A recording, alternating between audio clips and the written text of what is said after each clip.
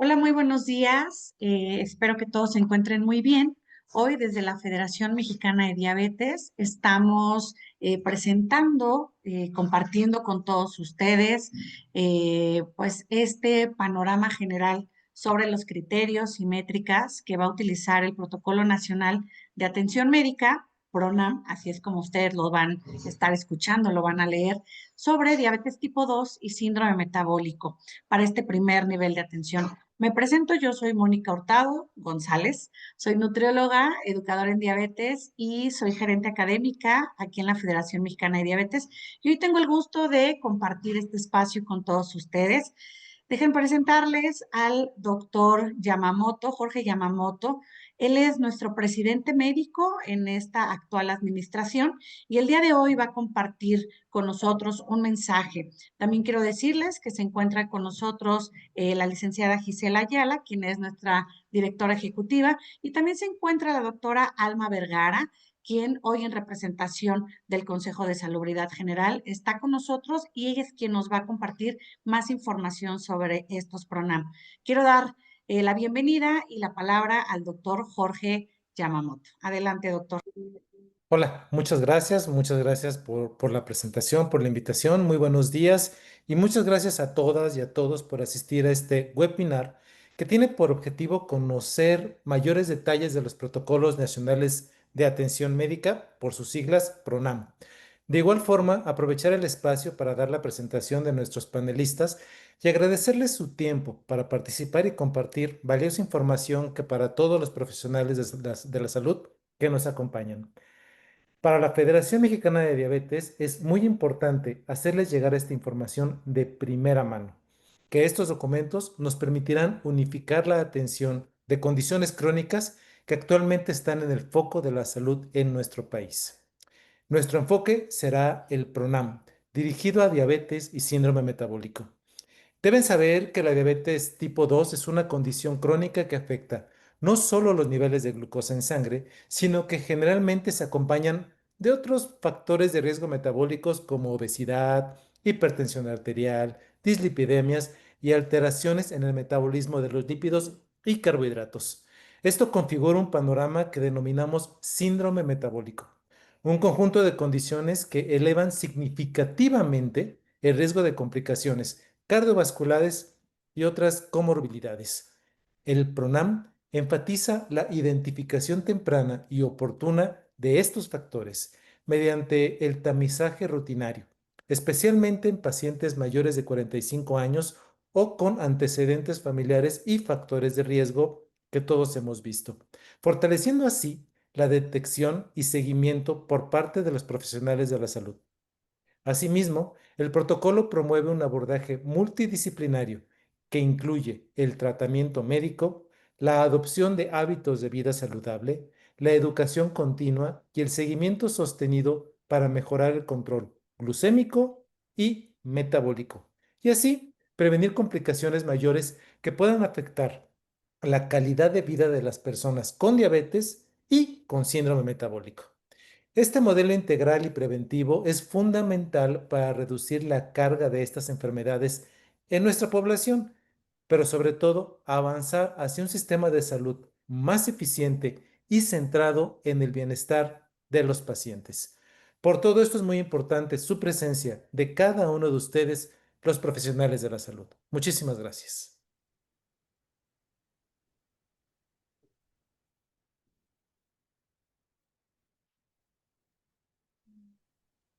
Muchísimas gracias, doctor. Vamos a ceder la palabra a la licenciada Gisela Ayala, directora ejecutiva en la Federación Mexicana de Diabetes. Adelante, Gisela. Hola, muy buenos días. Muchas gracias.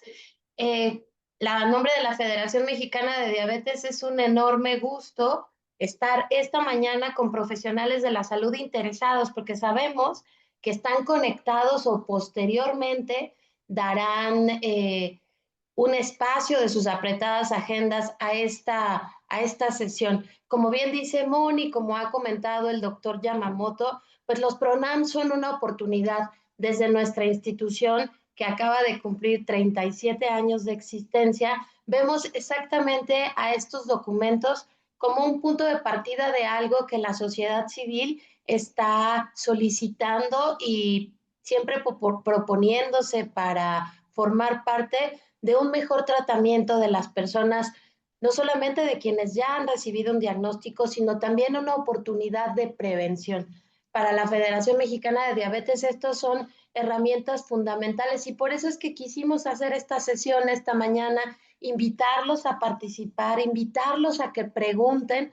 Hoy tenemos justamente a una experta en el tema que justamente nos va a hablar de cómo utilizarlos de la mejor manera, porque justamente estos documentos están vivos, son para que se utilicen en la consulta diaria, para que los analicen, para que los hagan suyos, como decimos también en educación en diabetes, y pues justamente hablar desde su práctica diaria, que nos expresen todas sus dudas, cómo están pensando utilizarlos, qué obstáculo ven también, qué oportunidades para que la práctica diaria se vea enriquecida por estos documentos y también, por supuesto, para que su experiencia enriquezca a los PRONAM. Desde el Consejo de Salubridad General nos han dicho justamente eso, que podemos enriquecer con la experiencia estos documentos. Vienen muy ricos porque traen toda la, todo el conocimiento, toda la práctica clínica de muchísimos años de expertos como la doctora Alma Vergara, quien es hoy nuestra ponente, quien es hoy quien nos va a explicar justamente la historia de los protocolos, la historia de todos ellos que estuvieron formulándolos. Y quiero decirles exactamente quién es la doctora Alma Vergara López, nuestra ponente de hoy. Ella es especialista en medicina interna por el Centro Médico Nacional 20 de noviembre del ISSSTE. También es especialista en endocrinología por el Instituto Nacional de Ciencias Médicas y Nutrición Salvador Subirán. Es profesora de curso de pregrado de endocrinología de la Universidad La Salle, profesora titular del curso de posgrado de endocrinología de la UNAM y también profesora titular del curso de alta especialidad en enfermedades tiroideas de la UNAM, ambos con sede en el Centro Médico Nacional 20 de noviembre, como ya les decíamos, del ISSSTE. Finalmente, la doctora Vergara López es profesora emérita de la Facultad de Medicina de la Universidad La Salle. Doctora Vergara, nos da muchísimo gusto tenerla esta mañana. Bienvenida. Muchísimas gracias. Les agradezco antes que nada la invitación y la oportunidad de compartir con ustedes esta historia de los PRONAMs, haciendo hincapié en el PRONAM de diabetes y síndrome metabólico. ¿Ya puedo compartir pantalla? Sí. Adelante, doctora. Muy bien. Entonces, vamos a empezar a platicar con todos ustedes acerca, ay, perdónenme, ¿Quiere de nada más los, darle exposición amplia, doctora?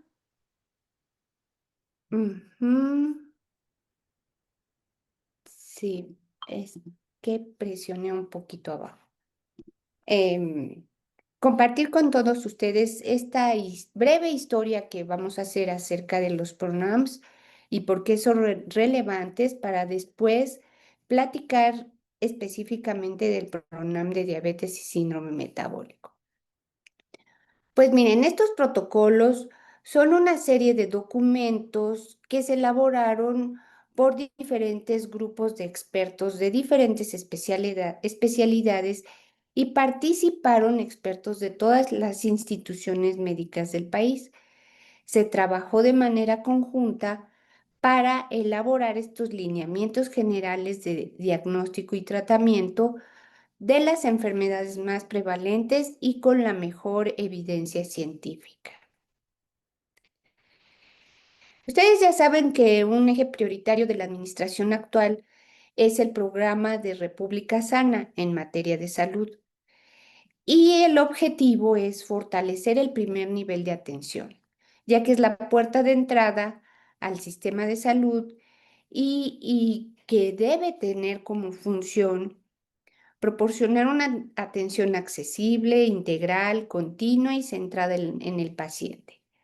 Incluye y debe incluir la promoción de la salud, la prevención de las enfermedades y el tratamiento de enfermedades comunes. Y cuando ya no sea una enfermedad común, pues la referencia al segundo o tercer nivel de atención. Entonces, esta historia empezó un poco antes de que empezara este sexenio, em, cuando el doctor David Kersenovich, que actualmente es el secretario de Salud y es el presidente del Consejo General de Salubridad, junto con la doctora Patricia Clark, seleccionaron un comité ejecutivo y lo organizaron para crear justamente estos protocolos nacionales de atención médica. Ya cuando nos convocaron, ellos ya habían priorizado los temas de salud que serían abordados con base en su prevalencia y con base en el impacto en la salud de la población mexicana y también en el impacto en los costos de salud. Y a partir de este análisis se definieron los primeros 6 PRONAMs que tenemos aquí. Hay un PRONAM de sobrepeso y obesidad, otro de hipertensión, uno más de enfermedad renal crónica y este de diabetes tipo 2 y síndrome metabólico. Estos son los problemas de salud más prevalentes en nuestra población. También se organizó un PRONAM de 1000 días que cubre desde el periodo de la gestación hasta más o menos los 2 primeros años de un bebé y un PRONAM de vacunación.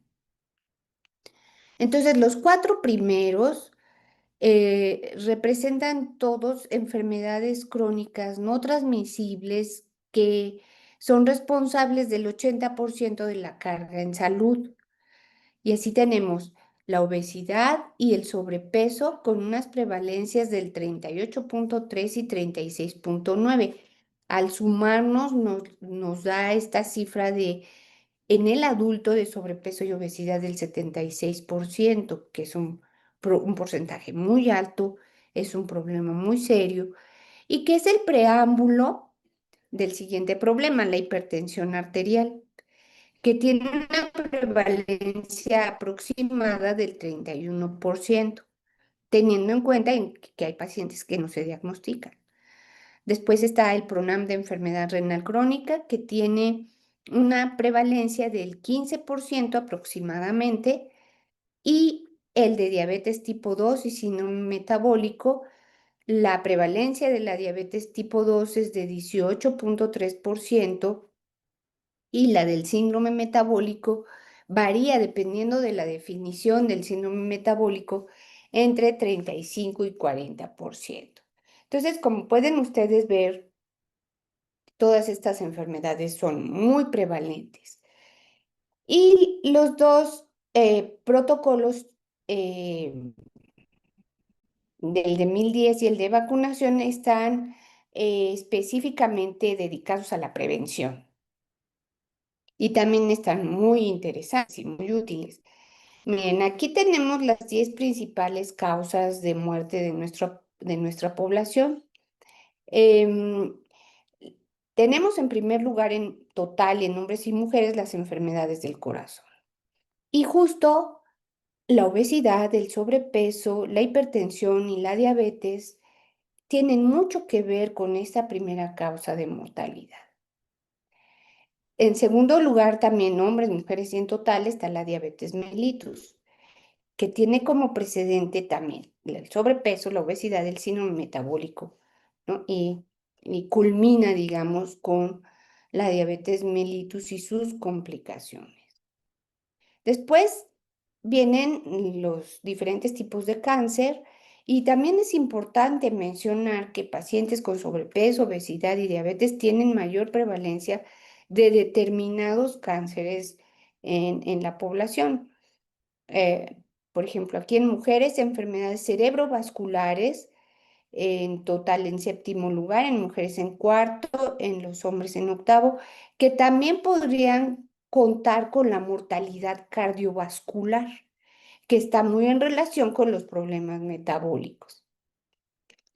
Por otro lado están las enfermedades del hígado y ustedes saben que la esteatohepatitis, que la enfermedad hepática metabólica, está compitiendo con el alcoholismo por ocupar los primeros lugares en estas causas hepáticas. Otras de las enfermedades están relacionadas con el tabaquismo y todas las demás, bueno, también tenemos aquí la insuficiencia renal, que está en relación con la hipertensión y la diabetes mellitus. Es un complejo metabólico el que está aquejando a nuestra población y está ocasionando una disminución en nuestra esperanza de vida, un deterioro en la calidad de vida y muchos costos en la salud. Las otras causas son o son transmisibles o son accidentales, ¿no? Entonces, el grueso de nuestra mortalidad lo podemos prevenir. Y este es el objetivo de los PRONAMs, que empecemos a trabajar todos juntos para evitar todo este deterioro en la salud de los mexicanos, aunque sea poco a poquito, pero de manera firme. Entonces, para el desarrollo de cada uno de los PRONAMs, el comité se reunió para conformar grupos de expertos especialistas en las diferentes áreas que tuvieran experiencia en la clínica, aunque también en la investigación y sobre todo un firme compromiso con la salud del país. Y estos grupos estuvieron integrados por representantes de la mayoría de las instituciones de salud, todas las que están aquí, ¿no? IMSS, Bienestar, ISSSTE, Defensa, Secretaría de Marina, Petróleos Mexicanos, y así también como algunos profesionales de la medicina privada y de sociedades médicas y también incluso pacientes. El objetivo fue conformar grupos intersectoriales para incorporar la visión y experiencia de todo el sector salud del país y fue muy enriquecedor, la verdad, la interacción con todos estos profesionales. Están diseñados de una manera homogénea, de acuerdo a los estándares que nos marcaron, a los estándares metodológicos que nos marcó el Consejo General de Salubridad. Se basan en la mejor evidencia médica disponible. Incluyen elementos científicamente probados y mínimos necesarios para hacer prevención, diagnóstico y tratamiento de cada una de las enfermedades. Algo muy importante es que están adaptados a la disponibilidad de recursos en los que deben de coincidir todas las instituciones que participaron, tanto recursos de diagnóstico como de tratamiento, y que estuvieran incluidos en el Compendio Nacional de Insumos. No íbamos a soñar con otro tipo de disponibilidad. Están escritos en forma compendiada, clara, explícita, y cada uno de ellos se acompaña de una infografía. Miren, las infografías son muy cortitas, son documentos de una página, 2 páginas y algunos se pasó a 3 páginas. El de obesidad sí incluye más páginas porque también hay una parte dedicada a los niños. Pero esta es la primera página del PRONAM de sobrepeso y obesidad. Estas infografías van a estar disponibles en los consultorios de todos los médicos de primer nivel. Están enmicadas y se pueden maniobrar muy fácilmente y consultar fácilmente. Y el objetivo es que estén todas disponibles en los consultorios. Ya se hicieron muchas copias, ya se enmicaron muchas copias, hubo subsidio para esto. Esta es la primera página de la infografía del PRONAM de enfermedad renal crónica. Después, aquí tenemos el de hipertensión. Fíjense que el de hipertensión, la infografía es de una sola página. Todo está aquí. El programa de diabetes tiene tres páginas, porque además incluye no solo el control glucémico, sino el de lípidos, el de la presión en el paciente que vive con diabetes, y también incluye hasta cómo detectar si el paciente tiene algún problema emocional relacionado con la diabetes y que pueda requerir apoyo psicológico. Ujú. Y está el PRONAM de los 1000 días y el de vacunación, que como pueden ustedes ver, no solo es para niños, sino que abarca todas las edades, también a la mujer embarazada y todas las edades hasta los adultos mayores. Está muy práctico en cuanto a la necesidad de vacunas en cada una de las etapas de la vida.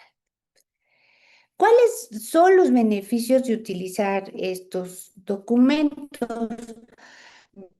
Ya algunos los mencionó muy puntualmente el doctor Yamamoto. Bueno, pues se pretende mejorar la atención de los pacientes. Pues si estandarizamos todos nuestros pasos clínicos, vamos a reducir errores médicos. Sí, vamos a estandarizar nuestro actuar, va a formar parte de nosotros mismos y así reducimos los errores médicos. Y por otro lado, el paciente también puede estar viendo las guías que estamos consultando. Los pacientes todos van a tener acceso a los mismos procedimientos diagnósticos y de tratamiento, sin necesidad de adquirir medicamentos fuera de los esquemas establecidos, lo que va a disminuir su gasto de bolsillo. Porque una de las ventajas de estos programas y de los algoritmos de diagnóstico y de tratamiento es que la Secretaría de Salud se va a encargar de proveer a todos los centros de atención médica de primer nivel de los mismos recursos de diagnóstico y de tratamiento. Entonces, se está ofreciendo una atención equitativa. Vamos a hacer un uso más eficiente de los recursos y tendremos así mejores indicadores. Vamos a darnos cuenta si esta estrategia, así como está diseñada, resulta en beneficio para los pacientes, para la salud del país, y se puede ir corrigiendo o añadiendo, alimentando sobre la marcha gracias a la participación de todos los médicos que pongan en práctica los PRONAM, ¿no? Porque también tienen una parte en que se evalúan los resultados individuales de los pacientes, y ya luego alguien se encargará de evaluar la estrategia en general. Vamos a centrarnos un poco en el PRONAM de diabetes y síndrome metabólico. Y bueno, este tiene como objetivo a mediano y largo plazo prevenir la aparición de diabetes o bien una vez diagnosticada, prevenir la aparición y progresión de las complicaciones crónicas. Eso es un objetivo muy ambicioso, prevenir la aparición de diabetes. Es que si empezamos a trabajar desde la infancia, previniendo el sobrepeso, o si ya hay sobrepeso, previniendo la obesidad, o si ya hay obesidad, previniendo que aumente más el peso, que se desarrolle un síndrome metabólico. Si prevenimos todo esto, evitamos la prediabetes. O si diagnosticamos ya prediabetes y empezamos a trabajar en prediabetes, vamos a poder prevenir la diabetes o retardar su aparición. Y ya que estamos trabajando en un paciente con diabetes, que vive con diabetes, podemos evitar que aparezcan o progresen sus complicaciones crónicas. Eso está muy ambicioso, pero seguramente que sí lo logramos si ya tenemos sistematizada la atención, pero no solo eso, sistematizados los recursos, que ese es como el compromiso. De tal manera que es una herramienta, debemos tomar estos documentos como una herramienta que pueden facilitar al médico la atención, en este caso, de este grupo de pacientes, proporcionando una serie de lineamientos aplicables en cualquier unidad médica de primer nivel, rural, urbana, pública o privada. Entonces, otra vez, todo debe ser equitativo. El establecimiento de metas de control que se favorece con estos documentos puede hacer que la consulta sea rápida. Eso es importante porque sabemos la carga de trabajo que puede tener un médico de primer nivel de atención. Pero esto puede hacer que la consulta sea rápida, fluida, estructurada, instructiva para el paciente, motivadora, amable y muy productiva. Eso es lo que se trató de hacer. Además de las infografías, para cada uno de los PRONAMs, y ya está disponible en el diario oficial, de cada uno de los PRONAMs hay un documento largo que la indicación fuera que fuera de 10 hojas, ¿no? Para que no fuera como estas guías interminables que es muy difícil revisar. Estos son documentos de alrededor de 10 hojas, algunos se pasaron un poco, porque así lo requería el tema, pero también tienen el objetivo de ser prácticos, que no sea una carga ahí de trabajo estar leyéndolos, sino que pueden ser de consulta. Y por ejemplo, vamos a detenernos un poco en la detección de diabetes. Ya mencionaba el doctor Yamamoto que esa la debemos de hacer con glucosas de ayuno y hemoglobina glucosilada en todas las personas mayores de 45 o antes, en cualquier persona, incluyendo niños y adolescentes, que tenga una de las siguientes condiciones. Familiar en primer grado con diabetes, mamá, papá, hermanos, hijos, sobrepeso u obesidad, pues ahí ya estamos en problemas porque el 76% de los adultos tienen sobrepeso u obesidad. Y en los niños andamos y adolescentes en un 30 y 40% respectivamente. Es decir, es un problema serio que se nos viene encima porque son posibles candidatos a vivir con diabetes. Que hayan tenido bajo peso al nacer, que ya tengan diagnóstico previo de prediabetes o que hayan tenido diabetes gestacional, mujeres con diagnóstico previo de diabetes gestacional o con historia de bebés que hayan pesado más de 4 kilos al nacer. Y personas en los que identifiquemos ya datos de síndrome metabólico, por ejemplo, hipertensión, dislipidemia, que ya hayan tenido enfermedad cardiovascular, que puede ser coronaria, cerebral o de extremidades inferiores, que tengan VIH en tratamiento con antipsicóticos, síndrome de ovarios poliquísticos u otros datos que ya sabemos que nos indican resistencia a la insulina, por ejemplo, la acantosis nigricans, que es muy fácil de identificar. También vienen descritos aquí cómo hacer el diagnóstico de diabetes basándonos en glucemias de ayuno, que ustedes ya conocen bien, en glucemia de ayuno igual o mayor a 126, y si está en 100 a 125 prediabetes. Un objetivo importante es también diagnosticar, detectar prediabetes para poder retrasar la aparición de diabetes o incluso evitarla. Con hemoglobina glucosilada sería diabetes igual o mayor a 6,5 y entre 5,7 y 6,4 prediabetes. Y con glucemia 2 horas postcarga de 75 gramos de glucosa igual o mayor a 200, o si está entre 140 y 199, pues es prediabetes.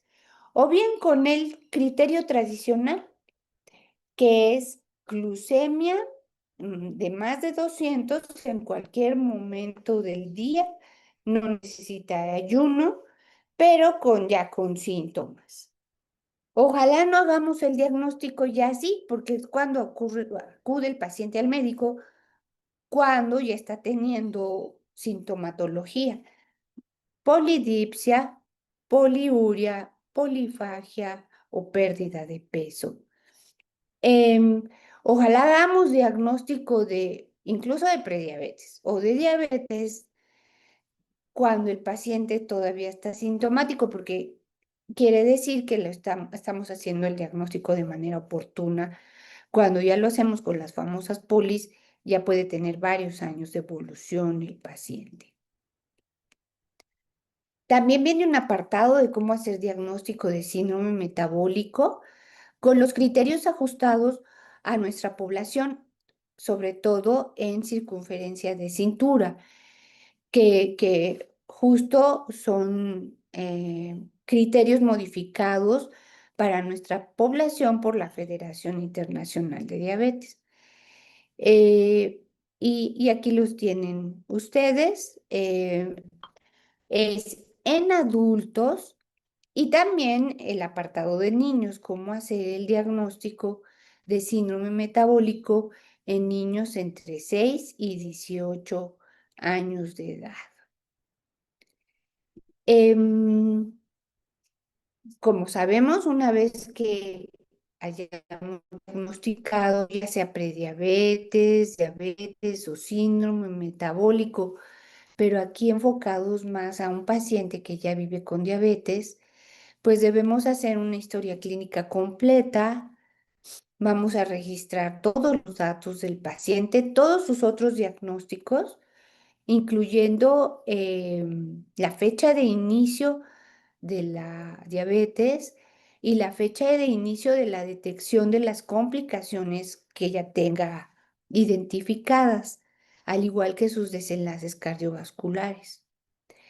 Y en todos ellos anotar el año del diagnóstico, que a veces no es el año de aparición, pero es la guía que tenemos, ¿no? El año del diagnóstico. El motivo principal de la consulta, que miren, fíjense que el objetivo también es, a lo mejor va por infección de vías respiratorias o de vías urinarias, pero no está de más hacer diagnóstico o detección de diabetes o prediabetes o de síndrome metabólico para empezar a trabajar en estos rubros y evitar de verdad la progresión a la etapa siguiente. Entonces, registrar las principales causas por las cuales los pacientes acuden a consulta. Siempre interrogar tabaquismo y alcoholismo, pero tabaquismo en referencia a que la principal causa de muerte de los mexicanos es la enfermedad cardiovascular, y también empezar a trabajar en la manera de que el paciente se dé cuenta que lo debe suspender. Si nuestro paciente ya vive con diabetes, revisar sus registros de glucometría. Si no la sabe hacer, promover que se las haga. Si no puede comprar un glucómetro o las tiras reactivas, promover a que tenga su hoja de registro de glucometrías, y cuando pase por el centro de salud, por la clínica de primer nivel, que pase con nuestro equipo de enfermería para que se cheque su glucometría independientemente de la hora del día, nada más ir registrando si es qué hora y si es pre o postprandial, para que tengamos argumentos y evidencias para poder ayudar al paciente. Obviamente la exploración física, registrar su peso, su estatura, calcular el índice, clasificarlo, en qué índice se encuentra, si de sobrepeso, obesidad grado 1, 2 o 3, registrar la presión arterial y hacerle seguimiento, el área cardíaca, y si nuestro paciente ya vive con diabetes, la exploración de pies, y empezarlo a enseñar a que se debe de fijar en sus pies y a identificar lesiones. Si ya vive con diabetes y tiene un tiempo largo de evolución, decirle que nos debe avisar de la presencia de cualquier lesión, y que incluso puede usar un espejo para revisar su región plantar, el corte de uñas. eh, Hay muchas cosas que platicar con los pacientes acerca de sus pies. Y quizá no todo hacerlo en la primera consulta, pero sí irlo tratando a lo largo de las consultas y que nuestro equipo de enfermería también nos ayude. Algo importante es calcularle su filtrado glomerular para poder seguir los algoritmos de tratamiento. Y puede ser entrando a esta dirección electrónica o bien consultando unos códigos QR. Tanto la infografía como los documentos extensos tienen códigos QR. Por ejemplo, este código QR está en el PRONAM de enfermedad crónica y es para calcular el filtrado glomerular. Debemos de saber el filtrado glomerular del paciente para poder ir seleccionando los diferentes antidiabéticos que va a usar. Y también debemos saber su excreción de albúmina. Se promueve en el PRONAM de diabetes y en el PRONAM de enfermedad renal crónica que se tomen muestras de orina del momento, como para un general de orina, pues no una muestra de 24 horas, sino muestras de orina para para medir la relación albúmina-creatinina, es decir, se va a mandar a un laboratorio y nos van a regresar el resultado de la relación albúmina-creatinina en una muestra de orina al azar.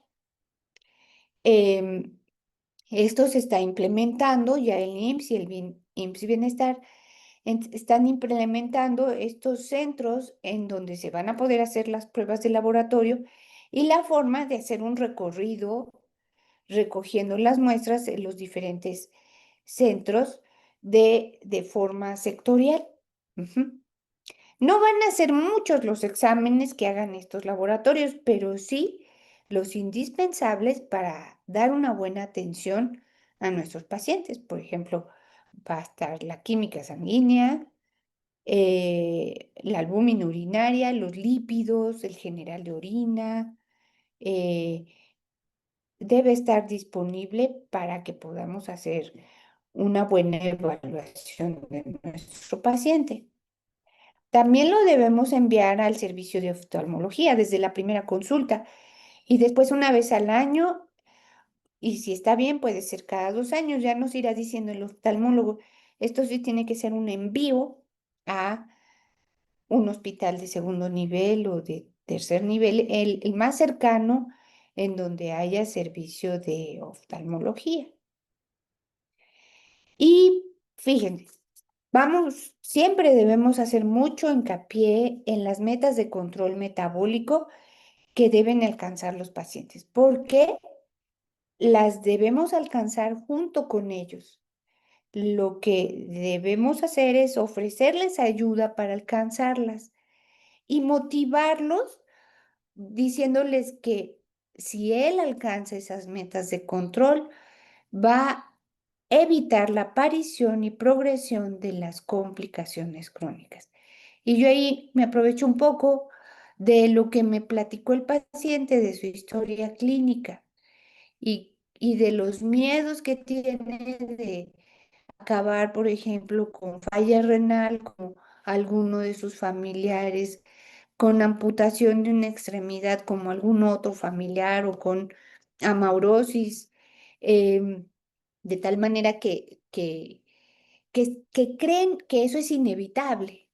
Entonces debemos tratar de convencerlos de que alcanzar la meta de control va a evitar la aparición o la progresión de las complicaciones crónicas y que estamos ahí para apoyarlos en alcanzar las metas. Ellos deben de conocer las metas porque ellos las deben perseguir y nosotros los vamos a apoyar en alcanzarlo, en ayudarlos, perdón, en alcanzar las metas. Y vienen descritas ahí las principales metas que es importante que se las lleve el paciente a casa. De glucosa pre y postprandial, de hemoglobina glucosilada, de colesterol LDL, de presión arterial, y el paciente las debe de conocer. Este es el punto 3 en la infografía, de tal manera que incluso el paciente los puede estar viendo ahí, ya sea que se las imprimamos o que el paciente le tome una fotito ahí a la infografía. El objetivo es que esté todo disponible como herramienta para el médico y le sirva también al paciente. Y ya para la siguiente consulta, pues vamos a pedir lo que tenemos disponible, que serían justo estos exámenes junto con la muestra de orina para calcular bueno, para tener el resultado de la relación albúmina-creatinina. Al mismo tiempo, le podemos facilitar al paciente los lineamientos generales del plan de alimentación. Ahí ya depende de nosotros y de nuestra población. Vienen QRs con guías de alimentación que depende de nuestros pacientes si pueden escanear el QR y tener su plan de alimentación o si vemos la posibilidad de tener algunos impresos para que el paciente que no sabe usar el teléfono celular o que no está disponible para él escanear un código QR, pues tengan su guía de alimentación. Y también hay una guía muy práctica para pacientes de actividad física. Se les puede proporcionar el código o se les puede proporcionar los impresos. Y la guía es más o menos así, es sencilla.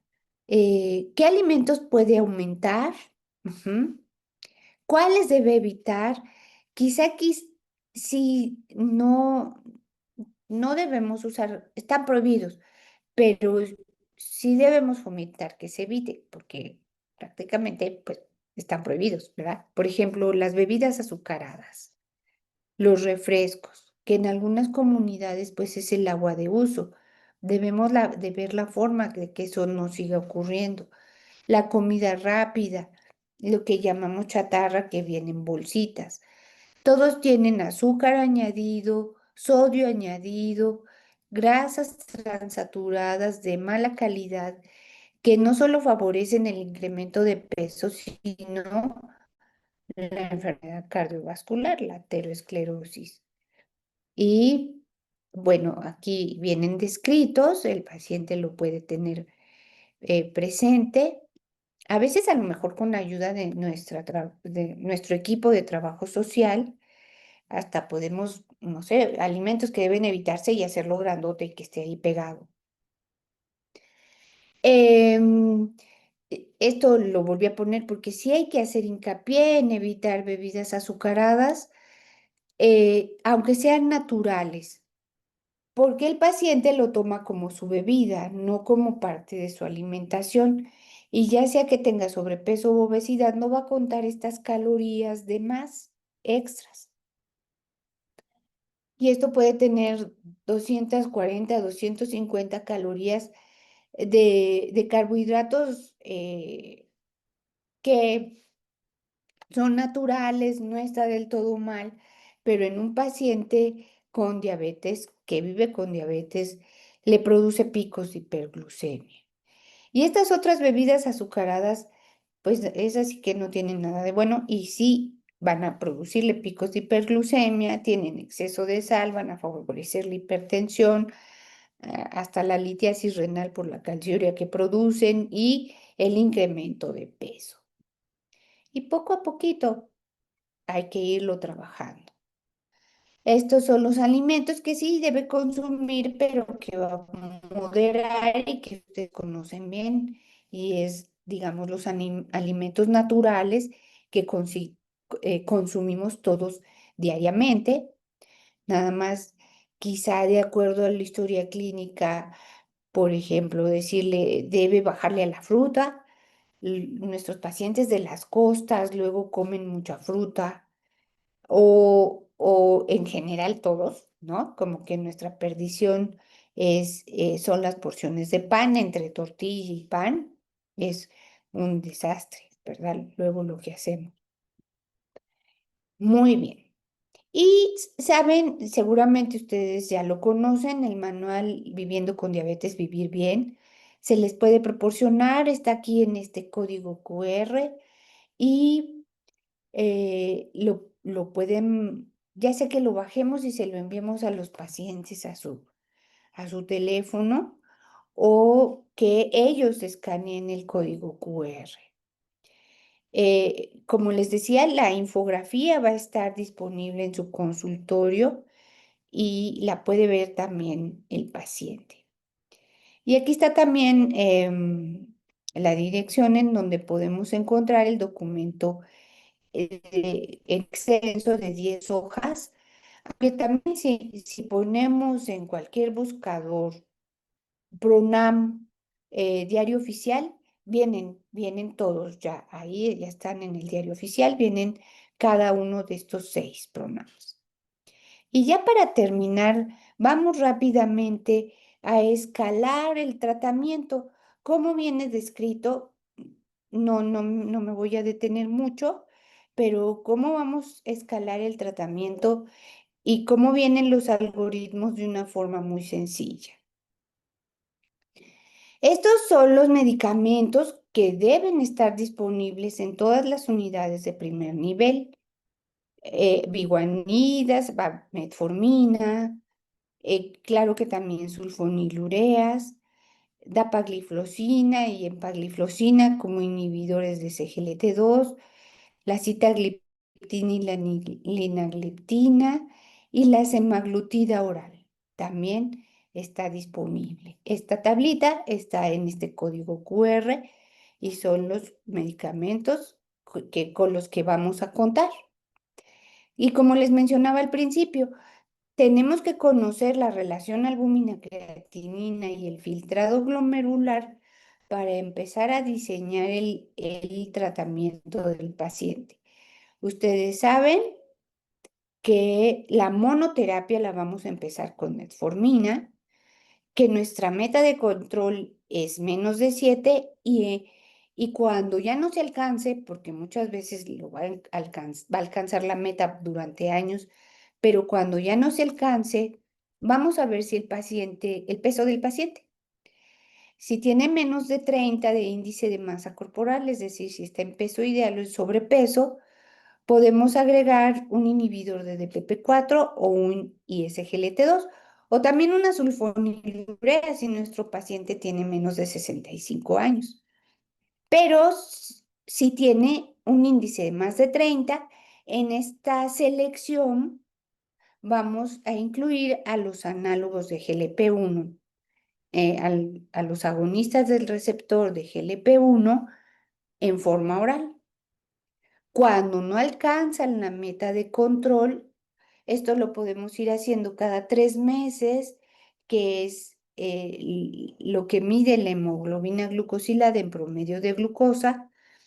Y si no alcanza metas, vamos a añadir el que no habíamos añadido, el que no habíamos seleccionado, para ya tener una terapia dual, ¿sí? Y si nuestro paciente pesa más de 30 kilos, pues la terapia dual debe de incluir el análogo. Bueno, ya estaríamos aquí, perdónenme, en triple terapia porque estamos metformina, otro que añadimos y un tercero que añadimos. Ya estamos aquí en triple terapia. Y si así no alcanza las metas de control, ya vamos a agregar insulina. Y vienen los lineamientos generales de cómo iniciar la insulina basal y cómo irla subiendo poco a poco hasta optimizar esa dosis de insulina. Y podemos ir evaluando esa respuesta. Primero, que no haga hipoglucemias, porque si no ya nos detenemos o incluso bajamos a la dosis anterior. Y segundo, que alcance las metas de control y si no las alcanza, seguir subiendo. Si ya alcanzamos, por ejemplo, el PRONAM nos dice que si ya estuvimos optimizando la dosis de insulina basal y ya o provocamos hipoglucemia o ya alcanzamos la meta de ayuno, sí, pero la hemoglobina glucosilada sigue en más de 7, entonces podemos agregar un bolo de insulina rápida con el alimento principal y esperar que alcance las metas de control. Y si no las puede alcanzar, pues ya referirlo a segundo nivel. Es muy importante esta parte de la insulinización y ojalá nos pudiéramos extender un poco más. El objetivo siempre va a ser alcanzar las metas de control. Les podemos hacer una hojita, ¿no? O nosotros llevar el registro de sus glucosas capilares que nos van a ayudar en este ajuste del tratamiento. Siempre trabajando con las metas de control y escalando nuestro tratamiento hasta la insulina y si no, ya referir a segundo nivel.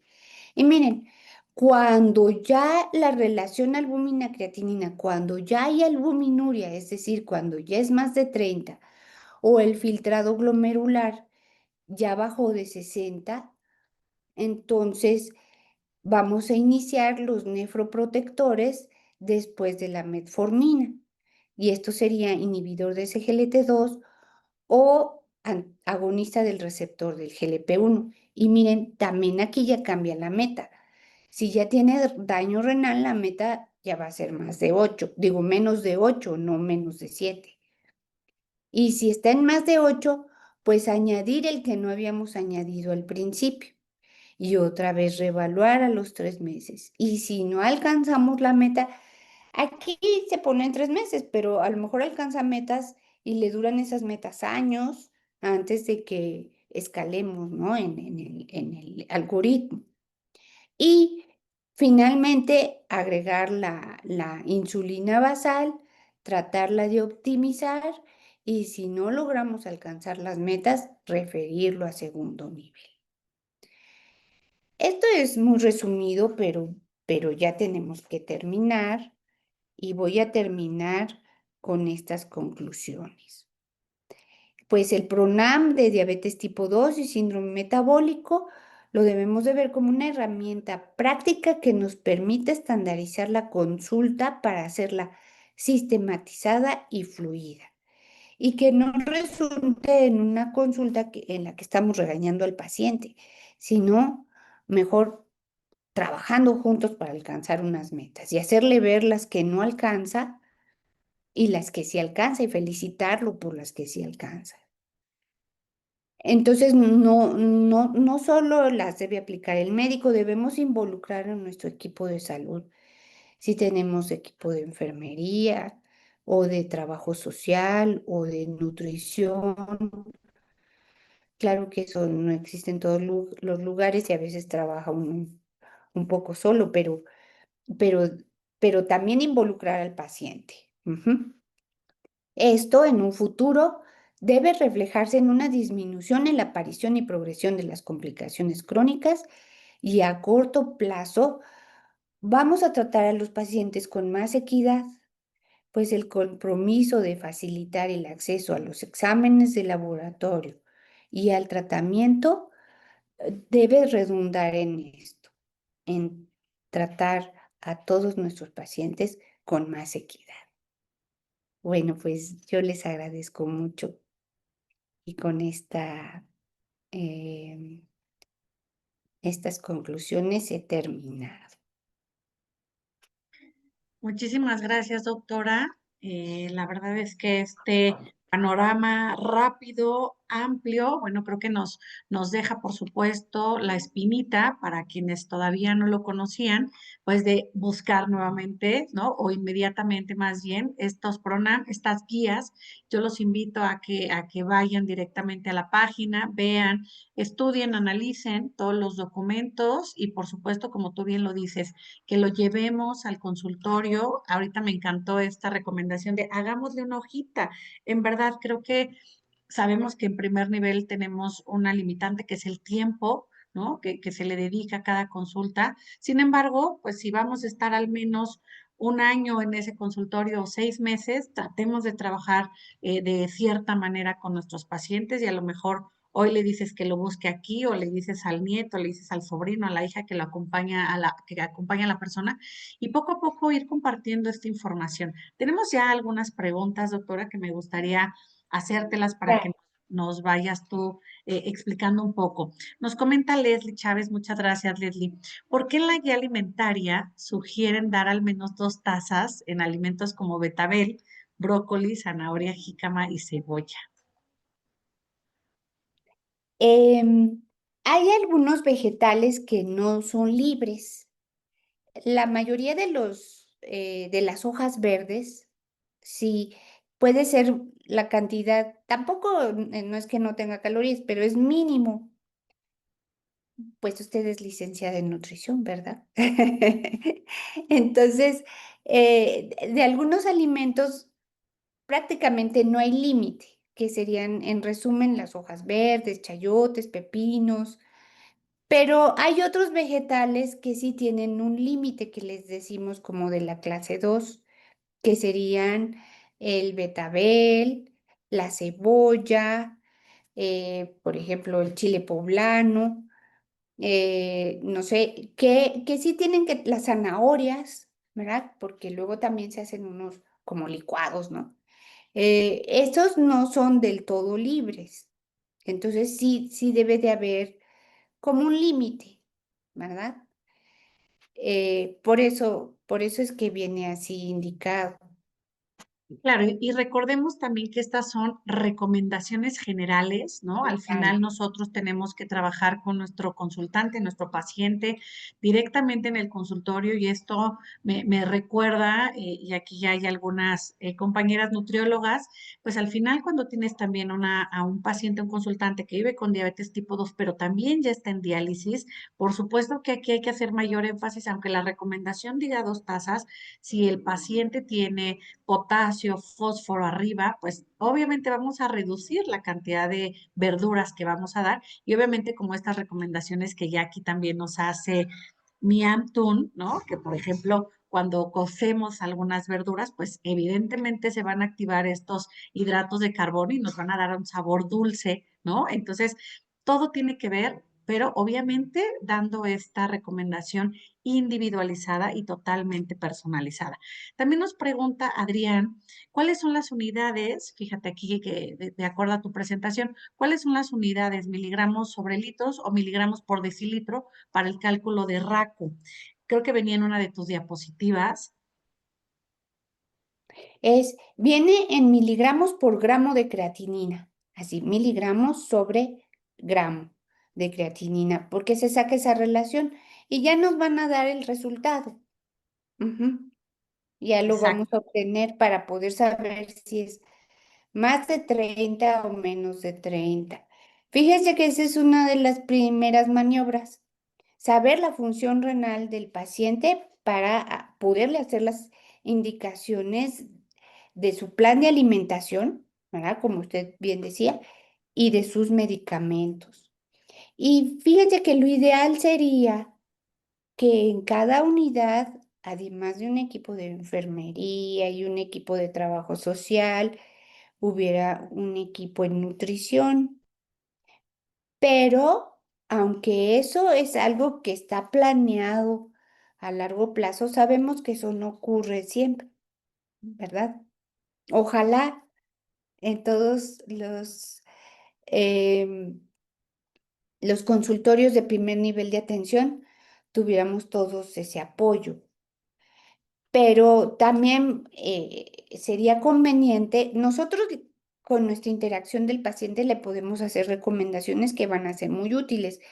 Pero si además se puede mandar a un servicio de nutrición clínica, excelente.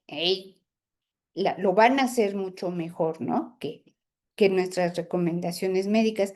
Pero a veces se trabaja muy en solitario, en centros rurales, ¿no? En centros suburbanos, eh, están solitos.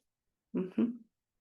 Claro, y yo creo que como tú bien lo dices y reiteramos esta parte, ¿no? Esta es una cuestión evidentemente preventiva, ¿no? Pero que es fundamental desde la primera consulta que podamos tener con la persona que hoy vive con una condición que ya hemos escuchado, diabetes, síndrome metabólico, hipertensión, la importancia de la vacunación, es decir, que estos protocolos nos ayuden a que no se nos olvide a lo mejor tener que mandar al oftalmólogo, tener que mandar al nefrólogo cuando ya vimos sus valores, ¿no? Que creo que eso es uno de los objetivos de estos PRONAM. Claudia también nos comenta, es un trabajo muy completo y práctico para el profesional. Sería muy bueno dar más énfasis en la parte nutricional, finalmente es prevención y ahí es donde tenemos que incidir muchas veces, ¿no? Que nuestro alimento sea nuestra medicina, por ahí decían los antiguos expertos, filósofos, y también, pues al final, como bien lo comentas, doctora, justo este equipo multidisciplinario que hoy creo que se le está dando más importancia al psicólogo, al nutriólogo, que acompañen esta consulta con el profesional de la medicina y que obviamente también invitemos a los pacientes a que acudan a ellos. Doctora, aquí, por ejemplo, cuando tú hablabas de la insulinización, eh, específicamente, ¿qué recomendación podrías tú dar para todos los médicos que hoy están a cargo de este tratamiento? Creo que es importante puntualizar que no debemos posponer la insulinización, no debemos tenerle temor a la insulinización si nuestro paciente no alcanza las metas de control, porque si no estamos cayendo en inercia clínica y estamos favoreciendo que aparezcan las complicaciones.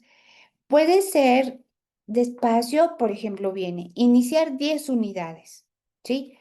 10 unidades y luego pedir la hemoglobina, sin suspender los antidiabéticos. También ahí viene bien indicado que solo se tendría que suspender la sulfonilureas o los inhibidores de DPP4, pero se podría quedar con inhibidores de CGLT2 o análogos de GLP1, se podría quedar con esos y añadir la insulina. 10 unidades de insulina y pedir sus exámenes en 3 meses. Si no alcanza la meta, se puede ir subiendo de 2 en 2 sin provocar hipoglucemia hasta alcanzar las metas. Ahí nos ayudan las glucosas capilares. Eh, pero si no alcanzamos la meta todavía y ya estamos provocando hipoglucemia, o por ejemplo, la glucosa de ayuno está en meta ya, pero la hemoglobina glucosilada sale alta porque se le sube en otro momento del día la glucosa, pues ahí poner un piquito de insulina rápida. Y también iniciar 4 o 5 unidades y ahí mi recomendación sería ir subiendo de uno en uno, sin provocar hipoglucemias y luego ver el resultado de la hemoglobina glucosilada. Y ya si así no alcanza metas de control, pues sí, ya quizá referirlo a un segundo nivel. Pero esa etapa primaria de insulinización es muy importante para de verdad retrasar la aparición y progresión de las complicaciones crónicas. Es muy resumido ahorita lo que dije de insulinización, pero yo estoy a sus órdenes si quieren platicar un poco más extenso en el futuro de estos pasos que se van siguiendo, que en realidad son sencillos y, y muy, muy efectivos. Ujú. Y nada Gracias, más doctora. quisiera Adelante. agregar rápidamente lo de la participación de un equipo de nutrición. se discutió mucho para el PRONAM de sobrepeso y obesidad. Tanto que decían que eso no se debe de atender en primer nivel, que ya debe irse a una clínica especializada. Y sí, todos estamos como convencidos de eso, pero no tenemos las suficientes clínicas especializadas en nutrición. De tal manera que todos debemos empezar a trabajar, ¿no? Con lo que tenemos en sobrepeso y obesidad y claro, tratar de contar con un equipo que, que el sistema de salud está ya muy consciente de que no solo se necesitan médicos y enfermeras, sino también licenciadas en nutrición, técnicos en nutrición. Todo este equipo es indispensable. Ujú. De acuerdo contigo y también los compañeros que hoy nos están dando sus preguntas, sus aportaciones en el chat. Al final sí, creo que hacia donde quisiéramos estar todos es a tener un equipo multidisciplinario completo. Sabemos que dependiendo el centro de salud, dependiendo la clínica, la capacidad, tanto en el organigrama como capacidad también al final económica, pues requiere un esfuerzo, pero sin embargo, creo que hoy aplaudimos que existan estos PRONAM. La verdad es que están muy lindos, están hechos por personas expertas en el tema, ¿no? Este de diabetes tipo 2, bueno, pues estuvo coordinado por el doctor Sergio Hernández, que es una Y es, maravilla del Instituto Nacional de Ciencias Médicas y Nutrición, Salvador Subirán, y así como ese, muchos más, ¿no? Entonces creo que ahí podemos retomar, aunque no seamos los expertos, y por supuesto, por ejemplo, un nutriólogo no va a poder cambiar un medicamento, pero puede orientar y puede hacer ciertas preguntas al paciente de cómo estás tomando tu medicamento, no lo olvides, si da hipoglucemia, si no, entonces cómo lo combinas y demás. Y lo mismo los médicos, ¿no? Aunque no sean nutriólogos, nosotros los invitamos siempre a que acudan a un especialista de nutrición, pero sí pueden también orientar y mandarlos, por supuesto, a este manual que es para las personas que viven hoy con esa condición. Existe ese manual, son manuales cortos, que ese fue como una de las peticiones hasta donde entendí del doctor Kersenovich, que no fueran guías ni manuales de 1000 páginas porque no los leemos, ¿no? Y entonces cumplen esa recomendación de que sean cortos, que sean atractivos, que sean muy digeribles. Regreso la voz a Gisela Ayala, ya para empezar a cerrar esta bonita sesión. Gracias, doctora Alma. Gracias a todos los que mandaron sus preguntas. Muchas gracias a gracias, doctora ustedes. Alma. Fue un gusto escucharla y también leer los comentarios en voz de Moni Hurtado, que este último comentario pues justamente es una de las esencias, ¿no? Que forma parte del trabajo de la Federación Mexicana de Diabetes.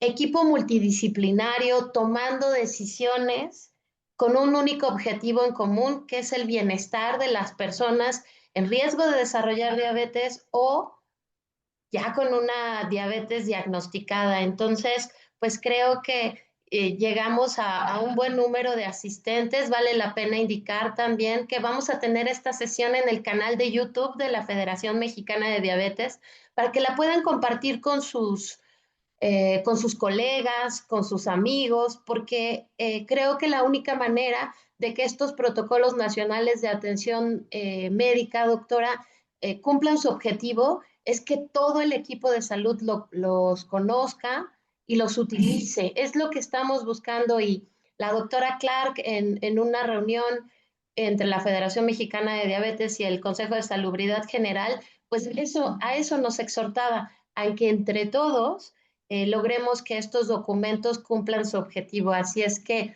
estaremos también dando difusión, estimados asistentes, estimada doctora, a los PRONAM. Nuestro siguiente paso será dar difusión también con las personas que viven con diabetes y con las personas que estarán en riesgo. Mientras tanto, estaremos difundiéndolos en nuestra página internet. Visiten nuestra página, visiten nuestras redes, ahí hay muchísima información que también puede complementar lo que muy bien se explicó hoy y pues mantener la comunicación con la doctora Vergara. También, como usted bien dijo, quizá podamos hacer después una de insulinización, doctora, porque Es un tema que la federación está constantemente dando a conocer, no es por nada, pero Moni y las educadoras de diabetes de la federación hacen un taller de insulinización de ensueño. Entonces, Ay, qué creo que podríamos hacer un buen trabajo juntas, doctora. excelente, a sus órdenes. Pues la vamos a invitar, vamos a programar uno pronto y verá que lo que le digo y también nuestros asistentes, porque al final del día nuevamente la insulina es una gran herramienta para las personas que viven con diabetes, pero solo logra su objetivo si es bien indicada y bien entendida por la persona que utilizará la terapia. Así es. Bueno, doctora, no nos queda más que agradecerle a la doctora Alma Vergara López que estuviera acá con nosotros en esta sesión. Ella es, como vieron, médico internista, endocrinóloga, viene de grandes instituciones como el 20 de noviembre del ISSSTE y la esperamos aquí en otra sesión. Muchas gracias a todos y los esperamos en YouTube para volver a revisar los temas que aquí esta mañana se expusieron. A nombre de la Federación, Moni, te paso la palabra para despedir. Muchísimas gracias, Gis. Doctora Alma Vergara, pues por favor comparte nuestro agradecimiento con todos tus directivos, con todas las personas que hicieron posible que hoy estuviéramos aquí. Seguramente no será la primera vez que llamaremos a tu puerta. Ya aquí también los asistentes quieren seguramente más información. Así es que, como bien lo dice Gis, a nombre de la Federación Mexicana de Diabetes, agradecemos todo el equipo que estuvo detrás. El doctor Jorge Yamamoto te deja también un mensaje de despedida y bueno, pues espero que nos encontremos ahora en las actividades del Día Mundial de la Diabetes que están próximas a compartirse. Por favor, estén pendientes de toda la información que vamos a tener para todos ustedes en nuestras redes sociales.